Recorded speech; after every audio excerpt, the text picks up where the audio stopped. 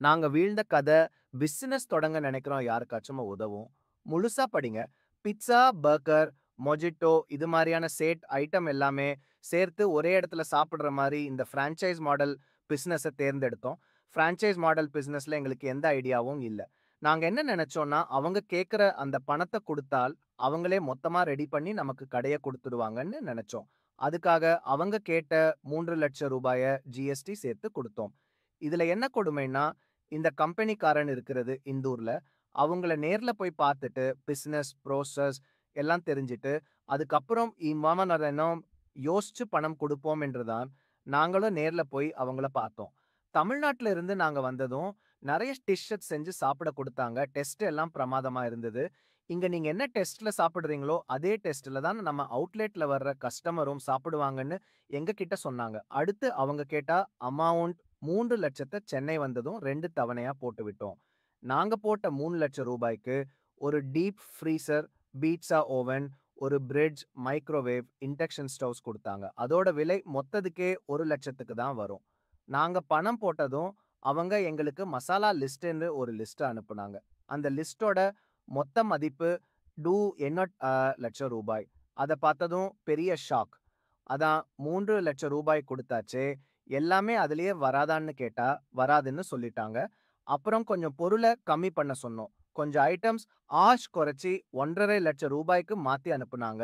அந்த பணத்தை கட்ட பேங்குக்கு போச்சு. அத போட்டு முடிச்சதும், கிச்சன் லிஸ்ட்ன்னு சொல்லி ஒரு லிஸ்ட் அனுப்புனாங்க. அது எங்க ஊரிலேயே ஒரு கடை இருக்கு. அங்கருந்து வாங்கி அனுப்புறோம். ரூ. 2,00,000 போட்டு விடுங்கன்றத சொன்னாங்க. நாங்க முடியவே முடியாது. அந்த லிஸ்ட்ட நாங்க எங்க லோக்கல்லயே வாங்கிக்கிறோம் அப்படின்னு சொல்லிட்டோம். அப்புறம் சென்னையில, பாரிஸ்ல எஸ்.எஸ்.என் பாத்திர கடையில போயி எல்லா ஐட்டமும் வாங்கிட்டோம். மொத்தம் ரூ. 1,50,000ல முடிஞ்சது. 1,00,000 சேவ் பண்ணனோம். இதுக்கு நடுவுல அவன்கிட்ட நாங்க ஆர்டர் பண்ணோன மசாலா ஐட்டம்ஸ் எங்க அவுட்லெட்டுக்கு வந்து இறங்குச்சு.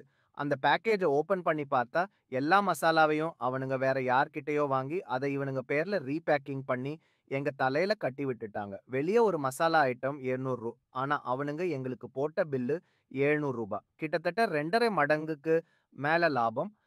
மசாலாக்கு நாங்க பே பண்ணுன 2 1/2 லட்சத்த நாங்க லோக்கல்ல வாங்கியிருந்தா ஒரு 60,000த்துக்குள்ளேயே முடிஞ்சிருக்கும்.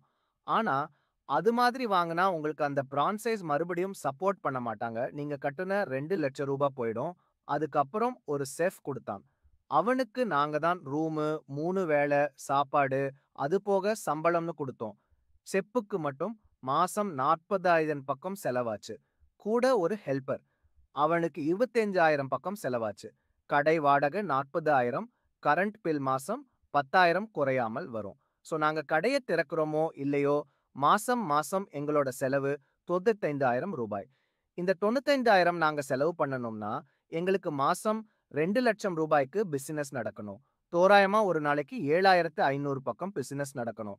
அதுக்கு மேல பிசினஸ் நடந்தா தான் எங்களுக்கு லாபமே வரும். நாங்க கடைய தொறந்த புதுசுல எங்களோட ஆவரேஜ் பிசினஸ் வேல்யூ ஆர்எஸ் ரூ. 4,000. அதுல லாபம் ரூ. 1,000. மாச லாபம் மொத்தம் ரூ. 60,000 தான். இந்த ரூ. 60,000 லாபம் எங்களுக்கு செப் மற்றும் ஹெல்ப்பருக்கு சம்பளம் குடுக்கவே பத்தல. ஆனா, கடைய நடத்தணுமே! அப்பதான் பிசினஸ் இன்கிரீஸ் பண்ண முடியும். அதனால மறுபடியும் நகைகள் பேங்க்ஸ்க்கு போச்சு.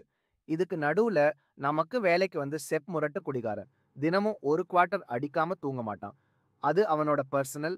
அதுல நாம தலையிடக்கூடாதுன்னு நாங்க அமைதியா இருந்தோம். திடீர்னு ஒரு நாள் குடிச்சிட்டு வேலைக்கு வந்துட்டான். வார்னிங் குடுத்தோம். ஒரு 20 நாள் கழிச்சு, கஸ்டமர் எல்லாம் டேபிளில் உட்கார்ந்து இருக்கும்போது, திடீர்னு வெளிய போயிட்டான். ஒரு 1/2 மணி நேரம் கழிச்சு, ஃபுல் போதையில வந்தான். கஸ்டமர் கிட்ட சாரி கேட்டுட்டு, அவன் ஊருக்கு போக சொல்லிட்டோம்.